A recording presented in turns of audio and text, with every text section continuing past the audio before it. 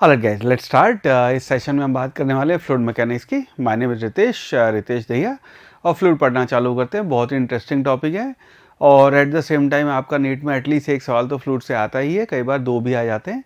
और फ्लूइड और surface tension और विस्कोसिटी मिला के दो सवाल आपके जो आएंगे, और कई बार तो वहाँ पे डायरेक्ट आपसे सिर्फ फॉर्मूले पूछे हुए हैं कि भाई इसका तुम फॉर्मूला आप ये बता दो, तो इसके फॉर्मूले ध्यान देना।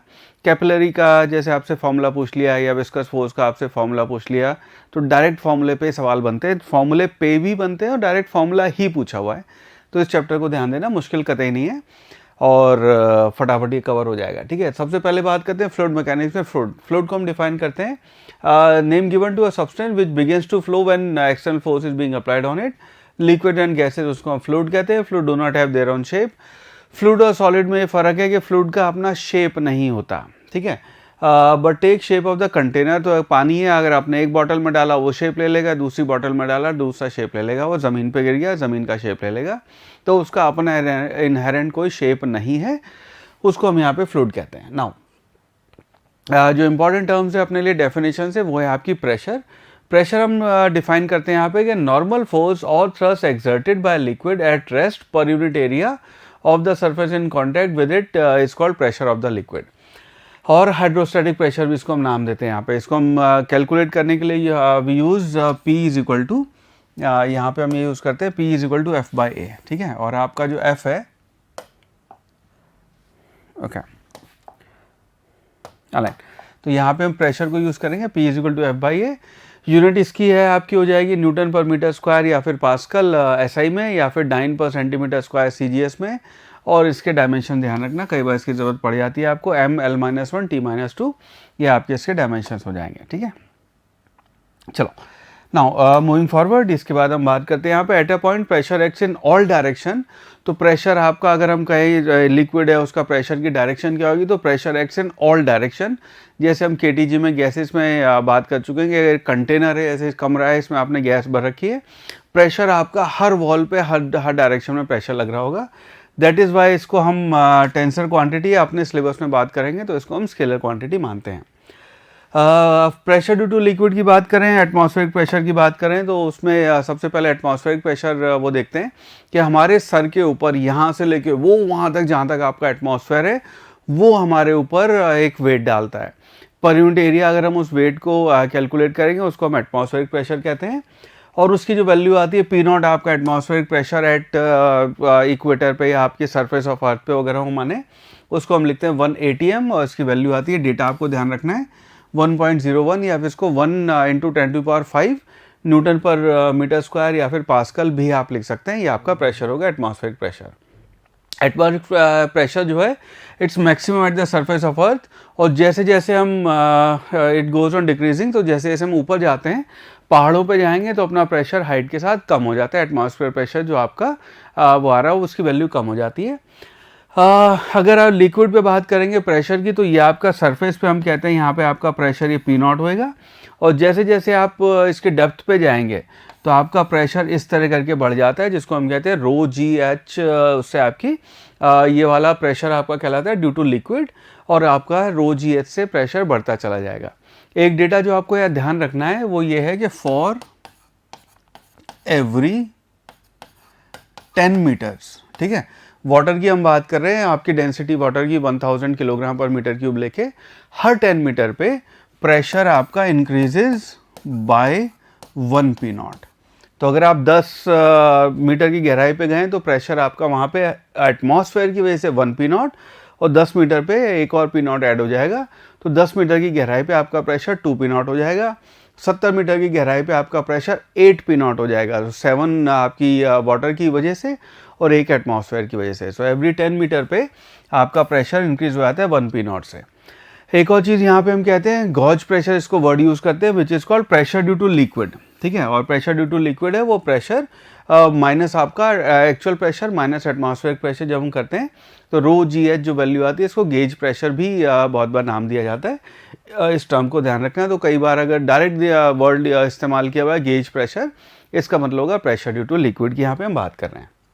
नाउ मूविंग फॉरवर्ड, प्रेशर के बारे में बड़ी इंटरेस्टिंग बात यह है कि अगर आपका लिक्विड है, लिक्विड आपका इस तरह करके अगर 3 कंटेनर में हमने भरा हुआ है जिनका शेप सबका अलग अलग है, लेकिन इंटरेस्टिंगली तीनों की हाइट h है, ठीक है, तीनों की हाइट आपकी यहाँ पे h है, एक h हाइट तक पानी भरा हुआ है। उस केस में तीनों का जो बॉटम पे अगर आप प्रेशर लेंगे यहाँ पे और यहाँ पे, तीनों के प्रेशर की वैल्यू बराबर आएगी, बिकॉज प्रेशर जो है आपका ड्यू टू लिक्विड की बात हो रही है, ड्यू टू लिक्विड जो प्रेशर आएगा आपका उसको आप लिखते हैं रो जी एच, या आपका डेल्टा पी या गेज प्रेशर जो होगा वो रो जी एच होता है। वो सिर्फ और सिर्फ इस बात पे डिपेंड करता है कि आपकी हाइट कितनी है। वेट अगर देखेंगे यहाँ पे तो वेट सबका अलग अलग होएगा, फॉर द सिंपल रीजन कि पानी की क्वांटिटी अलग अलग है, वो कंटेनर पे डिपेंड करेगी, लेकिन प्रेशर सबका सेम होएगा। उसके मतलब ये है कि कोई भी आपका साइज शेप हो जाए कंटेनर का, चाहे ऐसा हो जाए, ऐसा हो जाए, ऐसा हो जाए, यहाँ पे जो अगर h हाइट तक लिक्विड भरा हुआ है आपका, तो आपका प्रेशर की सेम वैल्यू रहेगी, ठीक है। In liquid at the same level pressure will be same at all points. अगर ऐसा नहीं होता तो आपका लिक्विड दौड़ना शुरू कर देता, बिकॉज अगर प्रेशर डिफरेंस आ जाएगा तो लिक्विड एक जगह से दूसरी जगह भागेगा। जैसे हमने मैकेनिक्स में कहा था कि अगर आपका नेट फोर्स 0 नहीं है तो आपकी बॉडी मूव करेगी, उसी प्रकार हम कहते हैं कि अगर आपका नेट प्रेशर 0 नहीं है तो आपका लिक्विड मूव करेगा। क्योंकि इस कंटेनर में लिक्विड मूव नहीं कर रहा है, so pressure must be same, that's what we say here. चलो नेक्स्ट, इसके बाद बात करते हैं यहाँ पे आपकी डेंसिटी की। तो जब भी आप लिक्विड की बात करेंगे, डेंसिटी को हम ऐसे डिफाइन करते हैं कि डेंसिटी इज मास पर यूनिट वॉल्यूम, और डेंसिटी को अगर हमने कैलकुलेट करना होता है तो इसको हम कहते हैं मास पर यूनिट वॉल्यूम। स्केलर क्वांटिटी है आपकी, यूनिट इसकी किलोग्राम पर मीटर क्यूब हो जाएगी या फिर ग्राम पर क्यूबिक सेंटीमीटर हो जाएगी। डायमेंशन ml-3 इसके डायमेंशन हो जाएंगे। एक चीज़ ध्यान रखना कि जैसे आपका टेम्परेचर बढ़ता है उसके साथ आपकी डेंसिटी की वैल्यू कम होती है। इसकी बात हम इलास्टिसिटी वाले चैप्टर में कर चुके हैं। तो आपकी डेंसिटी उसके साथ ऐसे कम हो जाती है, फॉर द सिंपल रीज़न कि मास हम यहाँ पे अज्यूम कर रहे हैं कि आपका टेम्परेचर बढ़ा है, मास हम यहाँ पे मानते हैं सेम है, वॉल्यूम आपका क्योंकि कम हो जाएगा, उस वजह से आपकी डेंसिटी यहाँ पे आपकी वॉल्यूम आपका बढ़ जाएगा, इस वजह से डेंसिटी कम हो जाएगी। ऑलराइट, चलो नेक्स्ट यहाँ पे बात करते हैं आपकी छोटी सी टर्म है जिसको हम कहते हैं रिलेटिव डेंसिटी। नाउ हर मटेरियल की आपकी एक डेंसिटी है, वो उसकी मास पर यूनिट वॉल्यूम की वैल्यू आएगी, लेकिन हर चीज़ को हर बार पूरी यूनिट में लिखने की बजाय हमने यहाँ पे एक टर्म बना रखी है जिसको हम कहते हैं रिलेटिव डेंसिटी। तो हर चीज़ की डेंसिटी हम वाटर से कंपेयर कर लेते हैं, because water we consider on this planet earth to be universal liquid. तो इसका मतलब ये है कि रिलेटिव डेंसिटी अगर किसी की कहूँ मैं कि 5 है, इसका मतलब क्या, उसकी density 5 multiplied by density of water है।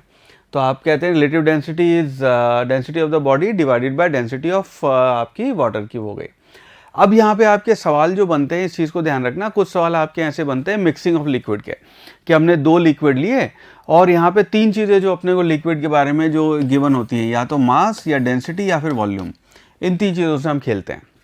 हमें पहला सिनेरियो है ये दिया कि मास m1 ऑफ लिक्विड जिसकी डेंसिटी ρ1 है, m2 जिसकी डेंसिटी ρ2 है, उनको आपस में मिक्स कर दिया। सवाल ये कि बताओ उनकी फाइनल डेंसिटी क्या होगी। तो दूध और पानी मिला रहे हैं, तो आपको पहले दिया हुआ है कि 100 ग्राम दूध है और जिसकी डेंसिटी इतनी है, 100 ग्राम पानी है उसकी डेंसिटी इतनी है, बताओ जो फाइनल आपका मिक्सचर बनेगा। और यहाँ पे ऑफकोर्स हम कंसिडर करते हैं कि आपके जो लिक्विड है वो मिक्स हो गए अपने आप में, है ना, आपस में मिक्स हो गए। तो जो फाइनल डेंसिटी आएगी mass, net mass divide by net volume, तो फाइनल मास होएगा आपका m1 प्लस m2 और आपका ये वॉल्यूम बनेगा।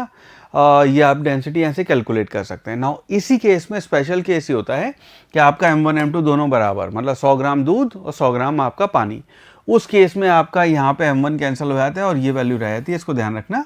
और ये एक्चुअली हार्मोनिक मीन के बराबर है, which is twice ρ1 ρ2 divide by ρ1 plus ρ2, ये आपकी इसकी वैल्यू होती है। तो सिमिलरली दूसरा सिनेरियो आता है कि आपको वॉल्यूम दिया हुआ है। वॉल्यूम का मतलब क्या है कि आपका 100 मिलीलीटर दूध और 100 मिलीलीटर पानी, ठीक है, दोनों की डेंसिटी हमें पता है, उनको मिक्स कर दिया है। अब बताओ फाइनल डेंसिटी क्या होगी। तो इस केस में डेंसिटी अगेन फिर मास पर वॉल्यूम लिखेंगे। मास इस बार ρ1 v1 ρ2 v2 divided by total volume v1 plus v2 हो जाएगा। और स्पेशल केस यहाँ पे बनता है कि आपका v1 v2 दोनों बराबर हो, उस केस में आपकी डेंसिटी जो है वो दोनों का अर्थमेटिक मीन आ जाती है। तो इसकी डेंसिटी अगर 5, उसकी डेंसिटी अगर 3 ले लो, तो उनको जब मिक्स करेंगे उसकी डेंसिटी आपकी 3 + 5 8 डिवाइड बाय 2 4 बन जाएगी। ये आपका सिनेरियो होता है रिलेटिव डेंसिटी के, इस पे सवाल बनते हैं बहुत बार। राइट, एक चीज़ और यहाँ ध्यान रखना, अगर यहाँ पे डेंसिटी आपको एक्चुअल दी हुई है, आप एक्चुअल यूज़ कर सकते हैं। रिलेटिव दी हुई है तो आप यहाँ पे रिलेटिव डेंसिटी यूज़ करके फाइनल आंसर भी आपका रिलेटिव डेंसिटी में ही आ जाएगा, उसको एक्चुअल में कन्वर्ट करने की आपको ज़रूरत नहीं पड़ेगी। सो डेंसिटी की यूनिट में ज़्यादा परेशान होना नहीं पड़ता है यहाँ पे। नेक्स्ट यहाँ पे हम बात करते हैं आपके पास्कल्स लॉ की। पास्कल्स लॉ है वो ये कहता है आपका, it states that if gravity effect is neglected, the pressure at every point of the liquid in equilibrium will be same। मतलब क्या है कि अगर आपने इस तरह का सिस्टम बनाया हुआ है और यहाँ पे हम आपका आइडियल लिक्विड मानते हैं, जो आइडियल लिक्विड का मतलब है कंप्रेस नहीं होएगा। तो ऐसा नहीं है कि आपने यहाँ प्रेशर लगाया और लिक्विड कंप्रेस हो गया, लिक्विड ही अगर कंप्रेस हो गया तो प्रेशर वहाँ ट्रांसफ़र नहीं करेगा।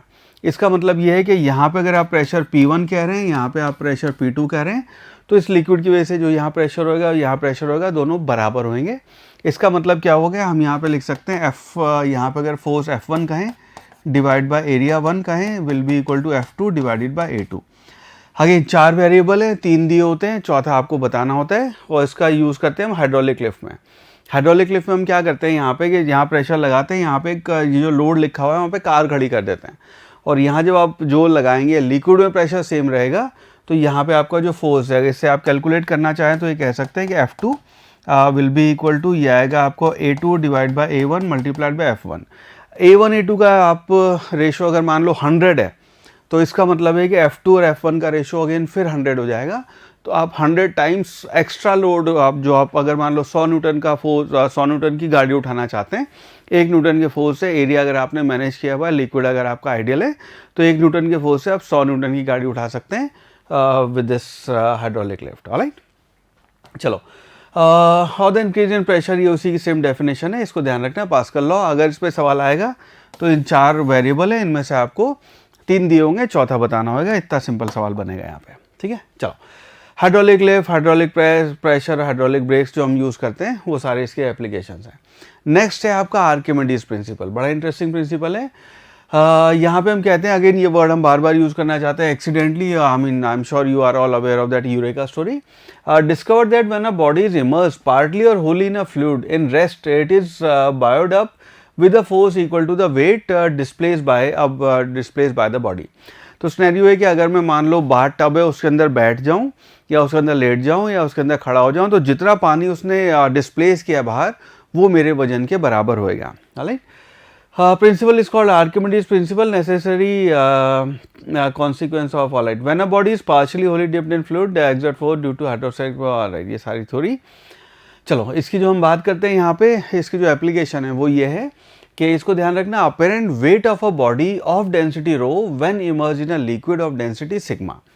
इसके ऊपर काफ़ी सवाल बनते हैं, और यहाँ तक कि ये सवाल जो है इसको मिला के इलेक्ट्रोस्टैटिक में भी जो हम कॉन्सेप्ट सीखने जा रहे हैं, इलेक्ट्रोस्टैटिक में भी आपको इसके ऊपर कॉन्सेप्ट बना के नीट के एग्जाम में भी सवाल पूछे हुए, ध्यान रखना। आई थिंक 14 या 15 में सवाल आया था इसके ऊपर, इलेक्ट्रोस्टैटिक और ये वाला कॉन्सेप्ट मिला के। यहाँ पे हम कहते हैं अपेरेंट वेट जो है लिक्विड आपका, apparent weight of the body, तो ये आपकी कंटेनर में ये लिक्विड है, इसकी डेंसिटी आपको लिक्विड की डेंसिटी सिग्मा दी हुई है, और आपका यहाँ पे एक ऑब्जेक्ट है, इसकी डेंसिटी आपकी रो है, ठीक है। अब इसका जो अपेरेंट वेट आएगा, अपेरेंट वेट क्या है, देखो अगर तो ये यहाँ पे वेइंग मशीन रखी होगी, तो वेइंग मशीन अगर आप वो करेंगे तो इसकी डेंसिटी और वॉल्यूम के हिसाब से इसका अपना वेट आएगा mg वो करके। पर यहाँ पे क्योंकि इसका नीचे mg लग रहा है और ऊपर आपका एक बायोंसी फोर्स लगेगा, उस बायोंसी फोर्स की वैल्यू आपकी रो Vg के बराबर होएगी। तो ये आपकी रो Vg जो है, ये तो इसका रो आपका रो इसकी अपनी डेंसिटी, V इसका वॉल्यूम, G आपका ये तो mg हो गया। रो यहाँ पे रो कह रहा हूँ, सिग्मा Vg जो आएगा, जो लिक्विड की डेंसिटी है, उसकी वजह से जो अपवर्ड आपका थ्रस्ट लगेगा, वो दोनों के बीच का जो डिफरेंस है वो आपको अपेरेंट वेट देगा। तो कई बार यहाँ अपेरेंट वेट के ही आपसे सवाल पूछे हुए हैं। तो अगर कोई बॉडी है जिसका वेट है मान लो 70 किलोग्राम, ठीक है, या उसका 70 न्यूटन है, और आपको डेंसिटी का रेशो दिया हुआ है, तो अपेरेंट वेट आप डायरेक्ट इससे यूज़ कर सकते हैं कि उसका original weight 1 minus sigma by rho करके आपको इसका अपेरेंट वेट मिल जाएगा। बॉडी ऑफ वॉल्यूम V, तो पिछले वाला सिनेरियो था कि जहाँ पे इस बार क्या है कि volume of V is immerse in a liquid of density sigma, then its weight reduces, और आपकी जो वैल्यू आ जाती है अपेरेंट लॉस ऑफ वेट की जो हम बात करेंगे यहाँ पे, वो आपका ये वैल्यू हो जाएगी, ठीक है। तो W1 minus W2 will be equal to V sigma G, ये आपकी अपेरेंट वेट की लॉस की वैल्यू हो जाएगी, ठीक है। चलो आगे बढ़ते हैं। इसके बाद हम बात करते हैं, यहाँ पे एक सवाल करना स्टार्ट करते हैं। चलो अलराइट, चलो अगला सवाल सॉल्व करते हैं। यहाँ पे question says if pressure at half the depth of a lake is equal to 2/3 pressure at the bottom of the lake, then what is the depth of the lake? हमें बताना है डेप्थ क्या होगी। Option है 10, 20, 30 या फिर 60 metre. ना scenario अपना ये है कि ये आपकी लेक, ठीक है, ये आपकी लेक ऐसे इसमें पानी भरा हुआ है और लेटर से इसकी हाइट आपकी h है। यूजुअली यहाँ पे हाइट वर्ड यूज़ करते हैं, बट इसको डेप्थ भी कह सकते हैं, बट यहाँ से आप ये यूज़ कर रहे हैं। तो यहाँ पे आपका जो h/2 पे, यहाँ से आपका h/2 पे हाइट पे जो प्रेशर है आपका, यहाँ P1 कह लेते हैं, दैट इज़ इक्वल टू यहाँ पे जो आपका प्रेशर है इसको P2 कह लेते हैं, 2/3 ऑफ P2, ठीक है। तो वहाँ पे प्रेशर आपका 2/3 है। हमें बताना है आपके डेप्थ की हाइट कितनी होगी या लेक की डेप्थ कितनी होगी, इसकी वैल्यू बतानी है। तो h/2 पे अगर आप प्रेशर लिखेंगे, अब यहाँ पे हमें गेज प्रेशर नहीं दिया हुआ है, यहाँ पे अगर आपको सीधा प्रेशर दिया हुआ है तो एटमॉस्फेरिक प्रेशर भी हम यहाँ पे ऐड करेंगे। तो एटमॉस्फेरिक प्रेशर मिला के यहाँ पे बात हो रही है। तो इसका मतलब है P1 है, उसको आप लिख सकते हैं P0 प्लस h/2 रो जी, ये आपकी वैल्यू हो जाएगी। ये आपका प्रेशर हुआ P1 पे। यहाँ पे h/2 इसलिए लिखा बिकॉज यहाँ पे हाइट आपकी h/2 ले रहे हैं। Now this is equal to 2/3 of P0 plus rho G H. Rho G H, अब यहाँ पे आप ये प्रेशर लिख रहे हैं। नाउ इसको अगर हम सॉल्व करेंगे तो एक काम करते हैं, 6 से मल्टीप्लाई कर देते हैं सबको। आपका एलसीएम का चक्कर खत्म हो जाएगा। तो 6 से मल्टीप्लाई करेंगे, या आपका 6P0 plus 3 rho G H is equal to, ये बचा आपका 4P0 प्लस ये आपका बचेगा 2 to 4 row G H. P0 वाली टर्म इधर ले आते हैं, तो ये आपका बना 2P0 will be equal to, इधर ले जाते हैं, ये बना आपका रो जी एच। एच की वैल्यू अपने को बतानी है, तो एच की वैल्यू हो गई 2P0 divided by rho G. Now यहाँ पे अपने को बात पता है, P0 जो है इसको आप लिखेंगे 2P0 आया आपका 10⁵ डिवाइडेड बाय रो। वाटर की जो डेंसिटी है उसको आप यहाँ पे अगर कुछ नहीं दिया हुआ है तो 1000 लिख सकते हैं, मल्टीप्लाइड बाय जी, ये आपका 10 आ जाएगा। ना नीचे बचा 10⁴, ऊपर एक 10⁵ है, 1 बचेगा, तो आपका 2 × 10 यानी कि 20 मीटर आपकी इसकी हाइट हो जाएगी, which means option number B 20 metre, this is the right answer. अरे चलो नेक्स्ट क्वेश्चन सॉल्व करते हैं। क्वेश्चन से a uniformly tapering vessel is filled with a liquid of density 900 kilogram per metre cube. The force that acts on the base of the vessel due to liquid, हमें बताना है liquid की वजह से कितना वहाँ पे आपका फोर्स एक्ट करेगा। ना जो आपका कंटेनर दिया हुआ है, आपका जैसे घर में बाल्टी होती है कि आपकी बाल्टी को उल्टी करके रखा हुआ है, ठीक है। तो ये आपका यहाँ जो एरिया है ये 10⁻² मीटर स्क्वायर है, और यहाँ आपका एरिया 2 × 10⁻² मीटर स्क्वायर है। ये आपका एरिया यहाँ पे आपको दिया हुआ है। हमें बताना है यहाँ पे प्रेशर ड्यू टू लिक्विड कितना होएगा, और sorry force due to liquid कितना होएगा। ना ये बात अपने को पता है, हम लिखते हैं force will be equal to आपका pressure multiplied by area. Now यहाँ पे जो प्रेशर होगा, क्योंकि हमसे ड्यू टू लिक्विड ओनली पूछा हुआ है, इसलिए इस प्रेशर में हम P0 ऐड नहीं करेंगे, इसको आप लिखेंगे rho G H multiplied by area. Now इस केस में एरिया, अगर आप फोर्स की बात करेंगे तो एरिया ये वाला एरिया लिखेंगे हम, फॉर द सिंपल रीज़न कि आपका जो प्रेशर आ रहा है, बहुत सारे स्टूडेंट इसमें कंफ्यूज होते हैं कि सर ये लेंगे या ये लेंगे या इनका एवरेज लेंगे। नहीं, एरिया आप यही वाला लेंगे, बिकॉज ये सारा प्रेशर जो आ रहा है वो इस एरिया पे आपका अप्लाई हो रहा है। तो इसकी जो वैल्यू आएगी, ये आपका एरिया यहाँ पे लिख लेंगे। तो बस डेटा रख लेते हैं, फोर्स की वैल्यू आ जाएगी। So force will be equal to rho यहाँ पे अपने को डेंसिटी दी हुई है 900 मल्टीप्लाइड बाय जी की वैल्यू 10 ले लेते हैं। नाउ एच जो दिया हुआ है 0.4 मीटर है। नाउ इसको इजी कैलकुलेशन के लिए 4/10 लिख लो। रीज़न क्या है अभी समझ में आ जाएगा आपको। जैसे कैलकुलेशन करेंगे 10 आपको यहाँ से कटता हुआ दिखाई दे रहा है। 0.4 से मल्टीप्लाई करना थोड़ा सा कुछ सेकेंड्स एग्जाम हॉल में ज़्यादा ले लेता है। मल्टीप्लाइड बाय ये आपका h हो गया, मल्टीप्लाइड बाय एरिया। एरिया को हम लिख लेंगे 2 डिवाइडेड बाय 100, बिकॉज ये 2 × 10⁻² डिवाइड बाय 100 है। तो नाउ 2 0 यहाँ से यहाँ कैंसिल हो गए, 10 आपका ये कैंसिल हो गया।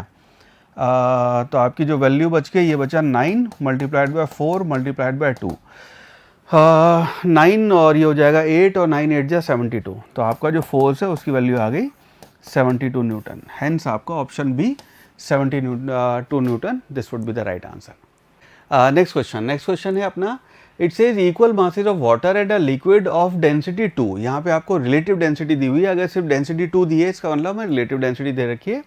Are mix together, then the mixture has a density of, option है 2/3, 3/2, 4/3 या फिर 3। नाउ सिंपल सवाल है, रिलेटिव डेंसिटी और आपके मिक्सचर का सवाल है।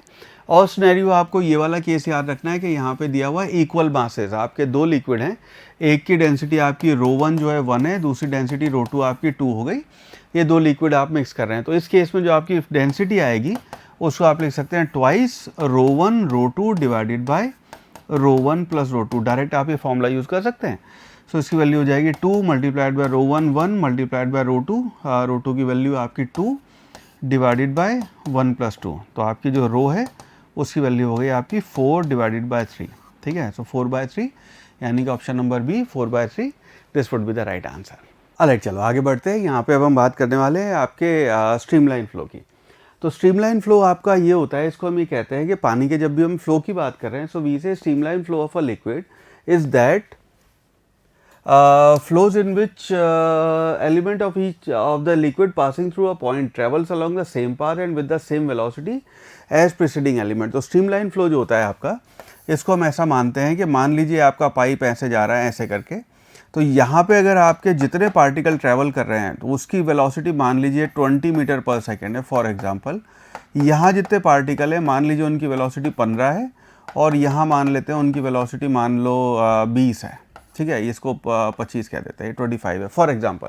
तो ये पार्टिकल जिनकी 20 की यहाँ वेलोसिटी थी, जब वो यहाँ पहुँचेंगे, यहाँ पहुँच के इनकी वेलोसिटी फिर 25 हो जाएगी। यही जब आगे पहुँचेंगे, सो लेट्स कॉल दिस 18 कह लेते हैं यहाँ पे, यहाँ जब पहुँचेंगे यही पार्टिकल, उनकी वेलोसिटी अपने आप 18 हो जाएगी। ठीक है, तो this kind of flow is called streamline flow. यहाँ पे हम स्ट्रीमलाइन फ्लो के बारे, और उसके बाद आता है आपका laminar flow. Laminar flow, if liquid is flowing over a horizontal surface with a steady flow and moves in the form of layers of different velocity which do not mix with each other, अलग अलग velocity से move कर रही है लेकिन they do not mix with each other, उसी को हम लेमिनार फ्लो भी कहते हैं। In this flow velocity of liquid flows is always less than the critical velocity of the liquid, और आपकी फ्लो की वेलोसिटी क्रिटिकल वेलोसिटी से कम होती है। वो क्रिटिकल वेलोसिटी क्या होती है अभी बात करते हैं। Turbulent flow on the other side होता है कि आपका हैफेजेड, ये एक्चुअली आपका नदी का प्रैक्टिकल फ्लो है, जहाँ पे पानी आपका ऐसे भी मूव कर जाता है, कई बार ऐसे भी जाता है, और हर जगह की वेलोसिटी अलग अलग होती है।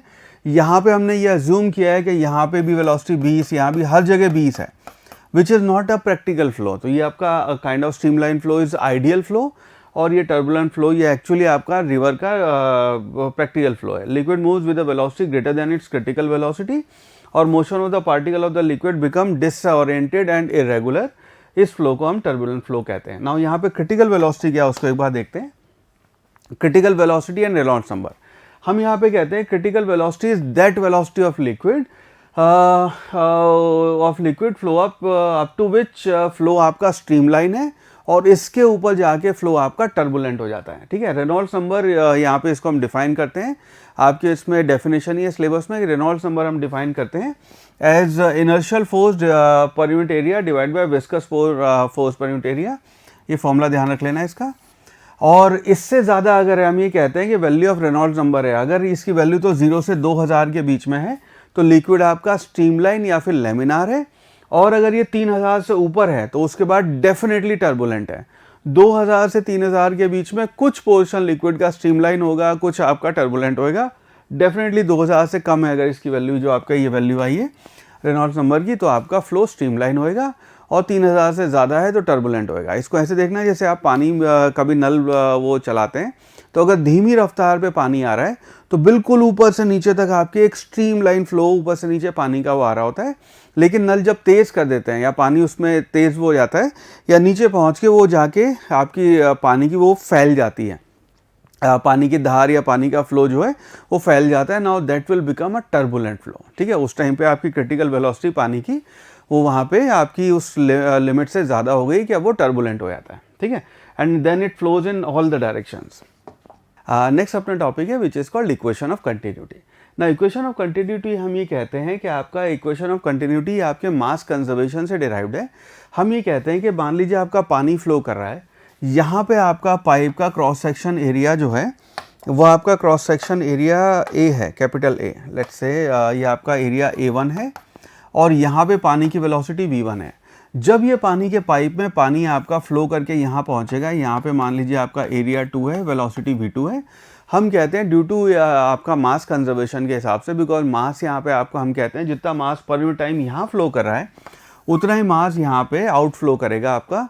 पानी की डेंसिटी हम सेम मानते हैं तो वॉल्यूम को हम यहाँ कंजर्व कर सकते हैं, उसके बेसिस पे हम कहते हैं कि A1 V1, यहाँ पे A1 V1 will be equal to A2 V2।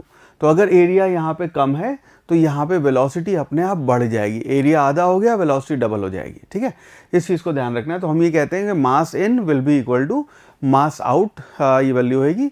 इसका इक्विवेलेंट अगर आप किसी और चैप्टर में देख रहे हैं तो जो हम बात करते हैं यहाँ पे आपके करंट इलेक्ट्रिसिटी में, तो जो आपका किरचॉफ्स का लॉ है, जंक्शन लॉ, वो एग्जैक्टली इसके सिनोनिमस है, वो इसके यहाँ पे वो भी ये कहता है कि कंजर्वेशन ऑफ चार्ज होएगा, तो जितना चार्ज आ रहा है उतना ही चार्ज बाहर जाएगा। सेम यहाँ पे हम बात करेंगे, जितना चार्ज आपका जितना पानी एक जगह पे आ रहा है उतना ही पानी बाहर जाएगा, ठीक है। पानी का फ्लो है, यहाँ पे अगर देखेंगे तो पाइप में अगर ये नल से पानी बह रहा है, यहाँ पे आपका एरिया अगर A1 है, यहाँ पे एरिया मान लो आपका A2 है, तो यहाँ पे आपकी नीचे वेलोसिटी बढ़ जाएगी बिकॉज वहाँ पे पानी का एरिया कम हो गया है, ठीक है। प्रोपोर्शनलिटी देखेंगे तो ये वेलोसिटी और एरिया का अगर आप ग्राफ बनाएंगे एरिया A का, तो ये आपका इन्वर्सली प्रोपोर्शनल हो जाएगा। तो हम यहाँ पे कहते हैं A is inversely proportional to 1/v, ये आपका एरिया और वेलोसिटी जो है इन्वर्सली प्रोपोर्शनल होंगे, राइट।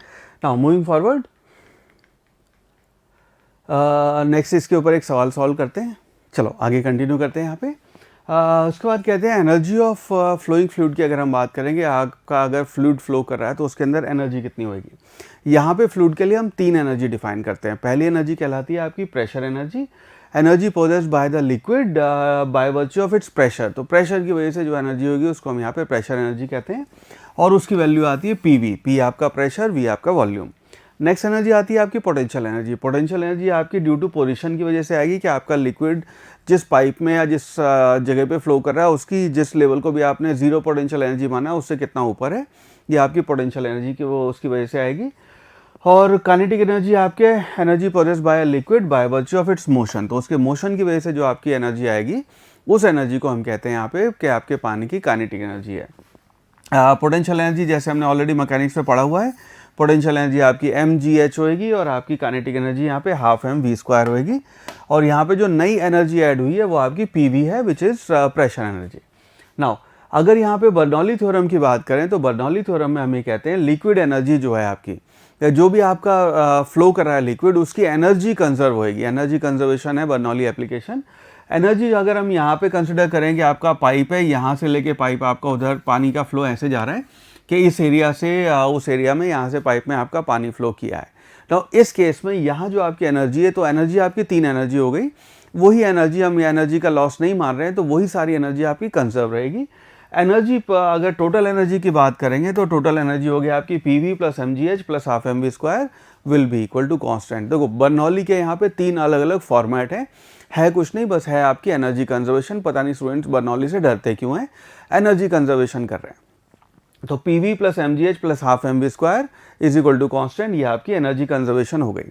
सेकेंड पार्ट है यहाँ पे, अगर इसी को पहली क्वेश्चन को हम वॉल्यूम से डिवाइड कर दें तो हम कहते हैं कि एनर्जी पर यूनिट वॉल्यूम भी आपकी कंजर्व होएगी, क्योंकि आपका वॉल्यूम में भी यहाँ पे चेंज नहीं आ रहा है। तो यहाँ पे हम कहेंगे P, इसको V से डिवाइड किया, P यहाँ पे डिवाइड किया आपका mgh को V से, तो एक्चुअली m/v आपका डेंसिटी बन जाएगा। तो P plus rho GH plus half rho V² will be equal to constant. तो एनर्जी पर यूनिट वॉल्यूम हो गई। नाउ इसी को जो हमने एनर्जी से डिवाइड किया हुआ है, तो ये आपका P/ρ बन जाएगा, GH plus half rho V²। ये आपकी थर्ड फॉर्मेट हो गई। इसको हम कहेंगे एनर्जी पर यूनिट मास जो है वो भी आपकी यहाँ पे हम कंजर्व कर रहे हैं। तो आपकी बर्नौली के ही ये 3 अलग अलग फॉर्मेट हैं, इसको ध्यान रखना। एक दो बार तो आपसे यही पूछा हुआ है, इसके ऊपर सवाल कभी कभी जब बन जाते हैं तो ध्यान रखना। आपके सिंपल सा एनर्जी कंजर्वेशन कर रहे हैं, 3 एनर्जी आपकी PV और आपकी mgh और आपकी हाफ mv², उसी को पर यूनिट मास और पर यूनिट वॉल्यूम करके हम यहाँ पे 3 अलग अलग तरह से एनर्जी कंजर्व करते हैं। ना इसकी अगर बात करें, जो आपको ध्यान रखना है इसमें वो ये है कि आपके जो टर्म थी P/ρg या फिर आपका H या फिर आपका V²/2g, ये आपको हमने यहाँ पे स्टैंडर्ड नाम दिए हुए हैं, इंडस्ट्री में इसको स्टैंडर्ड नाम यूज़ करते हैं। आपको तीनों टर्म याद रखनी है। तो P/ρg that is called pressure head, H is called gravitational head, और आपका V²/2g जो है, V आपकी वेलोसिटी है, this is called velocity head. तो डायरेक्टली आपको वैल्यू दे के पूछा है कि फाइंड आउट वेलोसिटी हेड, कुछ नहीं करना है आपको, v²/2g करना है। अगर आपको बताना है पोटेंशियल हेड तो आपका या प्रेशर हेड तो वो p/ρg हो जाएगा, ग्रेविटेशनल हेड आपका h हो जाएगा। इसको डेटा को ध्यान रखना, डायरेक्ट इसको कई बार सवालों में पूछा हुआ है आपसे।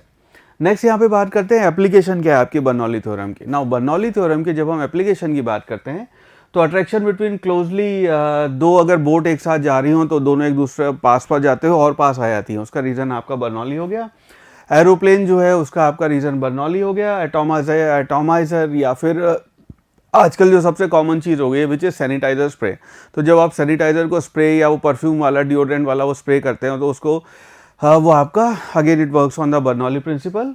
ब्लोइंग ऑफ रूफ, अगर बहुत तेज़ हवा चलती है तो कुछ जो झोंपड़ियाँ होती हैं उनकी छत उड़ जाती है। उसका रीज़न ये है कि ऊपर की तरफ अब जब इतनी तेज़ हवा चल रही है तो वेलोसिटी ज़्यादा हो गई, वेलोसिटी ज़्यादा होने से वहाँ प्रेशर कम हो गया, प्रेशर कम हो गया तो उस प्रेशर को कंपनसेट करने के लिए जो भी आपकी हल्की चीज़ें वो ऊपर उड़ जाती हैं, उसका रीज़न आपका बर्नौली एप्लीकेशन है। मैग्नस इफेक्ट है। मैग्नस इफेक्ट ये है कि क्रिकेट में जब हम बॉल फेंकते हैं ऐसे, तो जब आपकी क्रिकेट की गेंद तो अगर तो ऐसे जा रही है सीधी गेंद तो दोनों साइड पे आपकी एयर की वेलोसिटी कम हो जाएगी, बट बॉलर्स क्या करते हैं उसको एक साइड पे घिसते हैं पूरे टाइम। उसको घिसने की वजह से जब वो बॉल ऐसे जाती है, इधर स्मूथ सरफेस हो गई है, स्मूथ सरफेस होने की वजह से वहाँ पे वेलोसिटी तेज़ हो गई, वेलोसिटी तेज़ हो गई तो वहाँ पे आपका प्रेशर कम हो जाता है और गेंद फिर ऐसे घूम जाती है। That effect is called Magnus effect. ठीक है, यही सेम चीज़ आप और अलग अलग बॉल से भी ट्राई कर सकते हैं, इट्स कॉल्ड मैग्नस इफेक्ट। ठीक है, वेंचुरीमीटर अगेन एक और डिवाइस है which works on the principle of Bernoulli. Next यहाँ पे आता है आपका velocity of E flux. Now velocity of E flux ये है कि अगर आपने पानी का टैंक भरा हुआ है और मान लीजिए उस पर आपने छेद कर दिया है, ठीक है, छेद ऐसे कर दिया कि यहाँ पे ऊपर से नीचे पानी का जो लेवल है वहाँ से h हाइट पे है, तो यहाँ से जो पानी बाहर निकल के आएगा उसको हम कहते हैं वेलोसिटी ऑफ ई फ्लक्स और इसको डिराइव करते हैं बर्नौली से। वैसे तो पर आपको इसको डेटा याद रखना है कि वेलोसिटी ऑफ ई फ्लक्स होता है, उसकी वैल्यू आ जाती है आपकी √2gh। ठीक है, ये आपकी यहाँ वेलोसिटी की वैल्यू आ जाएगी। और रेंज जो है यहाँ पे नेक्स्ट इस वैरायटी के सवाल आते हैं, कभी कभी पूछते हैं कि आपकी रेंज क्या होएगी। मैक्सिमम हमें रेंज करनी है कि रेंज आपका पानी सबसे ज़्यादा दूर गिरा है। नो आइडिया टंकी में छेद करके दूर पानी क्यों गिराना चाह रहे हैं, but this is one kind of question जो पूछते हैं। उस केस में h की वैल्यू के कहाँ से छेद करें उसका आंसर आता है आपका h/2। h/2 पे अगर आप छेद करेंगे तो पानी आपका सबसे दूर जाके गिरेगा, उसकी रेंज मैक्सिमम होएगी। एक और वैरायटी के सवाल यहाँ पे बनते हैं इस चीज़ पे विच इज़ कॉल्ड टाइम टेकन। अगर आपने टंकी पूरी भरी हुई है, आपसे पूछते हैं खाली कितनी देर में हो जाएगी, आधी कितनी देर में हो जाएगी, या फिर टंकी को आधी होने में T1 टाइम लगा, आधी से फिर वापस 0 होने में T2 टाइम लगा, T1 T2 का रेशो बताओ। आपको जो फॉर्मूला ध्यान रखना है वो है कि time taken T is equal to A/A0। A/A0 आपके एरियाज हैं जो आपके टंकी के वो A ऊपर वाला एरिया, A0 जिस छेद से पानी बाहर आ रहा है वो, √2/g और यहाँ पे √h माइनस h'। h आपका ये है फाइनल आपका जो लेवल है पानी का, h लेवल से आप h' लेवल पे जा रहे हैं। अगर टंकी बिल्कुल खाली कर रहे हैं तो h' की वैल्यू आपकी 0 हो जाएगी कि भाई टंकी अब खाली ही हो रही है तो h' की वैल्यू 0 हो जाएगी। ये आपका इनिशियल लेवल है। और कई बार ये रेशो के सवाल पूछते हैं तो इसको ध्यान रखना कि पूरी टंकी से आधी करनी है, उस केस में ये h और ये h/2 हो जाएगा। आधी से 0 करनी है तो सेकंड टाइम जो आप यूज़ करेंगे, बाकी सब तो कैंसिल हो जाएगा, इसकी वैल्यू आ जाएगी √h/2, इसकी वैल्यू 0 हो जाएगी। ठीक है, इस तरह से आपका रेशो के सवाल यहाँ पे हो जाएंगे। नेक्स्ट क्वेश्चन सेज, अपना क्वेश्चन है, it says water is moving with the speed of 5 metre per second through a pipe with a cross section area of 4 centimetre square. The water gradually descends 10 metre as the pipe increases in area to 8 centimetre square. तो pipe का आपका 10 centimetre नीचे आया और area वहाँ पे increase हो गया। स्पीड ऑफ वाटर फ्लो क्या होएगा, और ये 4 ऑप्शन अपने को दे रखे हैं।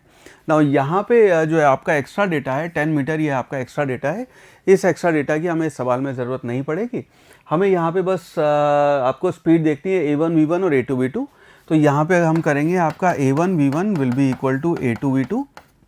A1 जो है वो आपका एरिया है, एरिया आपको दिया हुआ है यहाँ पे 5 में तो स्पीड है, एरिया आपका 4 सेंटीमीटर स्क्वायर है, multiplied by 5 will be equal to area हो गया आपका 8 मल्टीप्लाइड बाय V2, यानी कि आपकी V2 की वैल्यू हो जाएगी 4 5 20 डिवाइडेड बाय 8, यानी कि 2.5 मीटर पर सेकेंड, ये आपकी यहाँ पे स्पीड हो जाएगी। सो 2.5 that means option number D, this would be the right answer. तो इसके इक्वेशन ऑफ कंटिन्यूटी के या फ्लूइड के सवाल काफ़ी आसान होते हैं, फॉर्मूले आपको ध्यान रखने होंगे। Next question. Question say there is a hole of area A at the bottom of a cylindrical vessel. Cylindrical vessel है, उसमें ए एरिया का आपका होल किया हुआ है.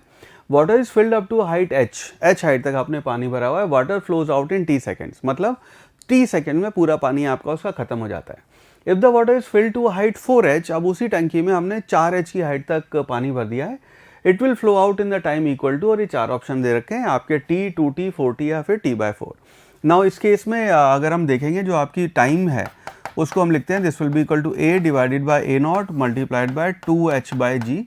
ये आपका टैंक का खाली होने का टाइम है. यहाँ पे -√2h-g, वो वाली टर्म 0 हो गई बिकॉज यहाँ पे हम टैंक को खाली कर रहे हैं. तो एरिया क्योंकि आपके इसका दोनों का फिक्स्ड है, g की वैल्यू फिक्स्ड है, तो time is proportional to √h आ गया है. तो यहाँ पे अगर हम बात करेंगे t1 डिवाइडेड बाय t2 की बात करेंगे, या एक काम करते हैं t2 डिवाइड बाय t1 कर लेते हैं. This will be equal to √ of, क्योंकि आपके डायरेक्टली प्रोपोर्शनल है, h2/h हो जाएगा, विच इम्प्लाइज t2 जो है इसकी वैल्यू आ जाएगी √ ऑफ, ये h1 है, h2 divided by h1 multiplied by t. ये डेटा आपने को दे रखा है. बाद में आपकी हाइट हो गई 4h, सो ये वैल्यू हो जाएगी √4t, यानी कि जो टाइम आपका t2 है वो आ गया आपका 4 टाइम्स 4 का √ लेंगे तो दिस इज 2 टाइम्स t. तो आपका टैंक खाली होने में इस बार डबल टाइम लगेगा, which means 2t would be the right answer. Next इसके बाद बात करते हैं आपकी विस्कोसिटी और आपका Newton's law of viscous forces जो है. तो न्यूटन हर चैप्टर में इन्वॉल्व है, हमारे ऑलमोस्ट हर चैप्टर में. So he gave his hypothesis in this area as well. So according to Newton's hypothesis हम ये कहते हैं कि वाटर, अब हम यहाँ पे वाटर फ्रिक्शन की बात कर रहे हैं. विस्कोसिटी है, इसका एक्चुअल मतलब होता है कि आपका कितना गाढ़ापन है, कितना आपका विस्कस लिक्विड है. तो अगर हम बात करेंगे पानी और शहद की, तो शहद जो है आपका वो कहीं ज़्यादा, उसकी विस्कोसिटी ज़्यादा है, वो कहीं ज़्यादा विस्कस लिक्विड कहा जाता है as compare to water. So this just an example. So हम यहाँ पे कहते हैं कि आपका लिक्विड जो फ्लो करता है, तो यहाँ पे जो 2 लेयर हैं आपकी, उन 2 लेयर के बीच में फ्रिक्शन आपका एग्जिस्ट करता है. इससे पहले जो हम स्ट्रीमलाइन फ्लो पढ़ रहे थे उसमें हमने कहा स्मूथ सारा पानी पूरा का पूरा एक साथ यहाँ पे पाइप में फ्लो कर रहा है. लेकिन अगर देखेंगे तो अगर पानी को अगर आप किसी भी नदी में या कहीं बहते हुए फ्लो करें तो ऊपर वाले की वेलोसिटी सबसे ज़्यादा होती है, जो बॉटम पे आपका एकदम नीचे पानी है उसकी वेलोसिटी सबसे कम होती है. वो उसका रीज़न आपका विस्कोसिटी है. ये आपका फोर्स जो है न्यूटन का, ये आपका फॉर्मूला है. तो F will be equal to eta A dV/dx. dV/dx यहाँ पे वेलोसिटी ग्रेडियंट कहलाता है.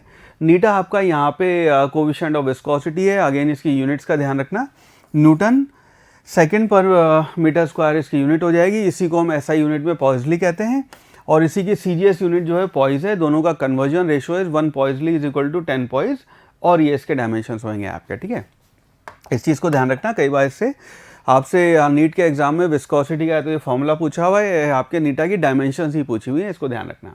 नेक्स्ट यहाँ पे बात करते हैं स्टोक्स लॉ एंड आपकी टर्मिनल वेलोसिटी की. Stokes law established that if a sphere of radius r, the radius r moves with velocity v through a fluid of viscosity जिसकी नीटा है, वहाँ पे जो विस्कस फोर्स होएगा आपको, उसको हम लिखते हैं F equal to 6 pi eta RV आपका विस्कस फोर्स कहलाता है. अगेन कई बार आपसे ये फॉर्मूला ही पूछा हुआ है या इस फॉर्मूले के बेसिस पे कोई डायमेंशन पूछी हुई है. फॉर्मूला आपको ध्यान रखना है. तो फॉर्मूला ये हो जाएगा F equal to 6 pi eta RV. Eta यहाँ पे कोविशेंट ऑफ विस्कोसिटी है, R आपके स्फेयर का रेडियस है, V आपकी वेलोसिटी है. राइट, यहाँ पे हम कहते हैं टर्मिनल वेलोसिटी की जब हम बात करते हैं तो टर्मिनल वेलोसिटी ऐसा है, फॉर स्फेरिकल बॉडी आपने एक स्फेयर को ड्रॉप कर दिया पानी में, ठीक है, और हम कह रहे हैं कि आपने सी में ड्रॉप किया, बहुत सारी डेप्थ है उसकी. तो पानी का जब आपने उसको ड्रॉप किया तो नीचे mg लग रहा होगा, ऊपर आपके बाउंसी फोर्स लग रहा होगा. आफ्टर सर्टेन टाइम ये दोनों एक दूसरे को बैलेंस कर लेंगे, तो आपका नीचे mg और ऊपर जो बायोंसी फोर्स लग रहा है वो बैलेंस हो जाएगा, और आपका जो स्फेयर है, जो भारी स्फेयर आपने उसमें ड्रॉप किया था, वो अब कांस्टेंट वेलोसिटी से नीचे जा रहा है. उस वेलोसिटी को हम कहते हैं यहाँ पे आपकी टर्मिनल वेलोसिटी हो जाएगी.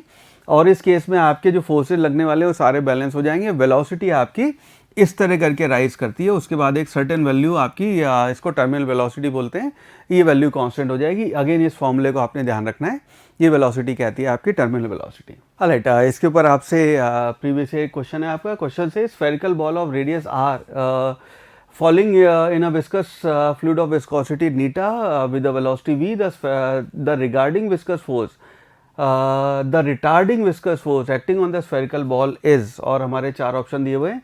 inversely proportional to r but directly proportional to v, directly proportional to both radius and velocity, inversely proportional to both radius r and velocity v, directly proportional to r but inversely proportional to v. Now इसका answer आपका direct again फॉर्मूले का सवाल है, हमें पता है force जो होता है उसको आप लिखते हैं 6 पाई नीटा आर वी, ठीक है। सो इसकी वजह से आपका जो फोर्स है वो डायरेक्टली प्रोपोर्शनल आर और वी की हो जाएगा, hence option B this would be your final right answer.